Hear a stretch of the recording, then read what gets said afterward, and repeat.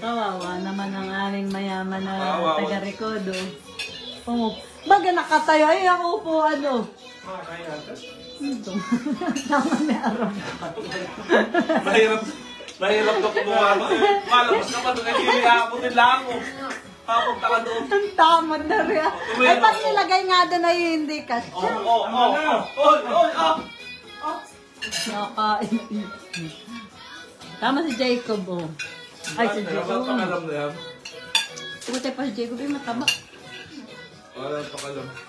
Bigay mo kasi yung laman ng chicken mo. Yan o. Tumabila dyan. Ayaw? Hindi na kaan? Balat. Wow. Ay, painumin. Balat. Akin yan, painumin. Wala man akong ubo. Balat lang nakuha yan. Ay, pag mayayaman talaga ganon. Diga. Tapon yung laman. Ay, yung kay Ara. Yung kay Ara. Iba talaga rin pag anak ng mayaman, no? Tapon yung laman, yung balat lang kinakain. Kaya yung buto ha? Ayaw. Saka yung buto yung kain ko na. Nagalalayo kay Adam. Ang loko dun. Lintong kain! Yan lang. Tawag ba na? Nakainom na eh.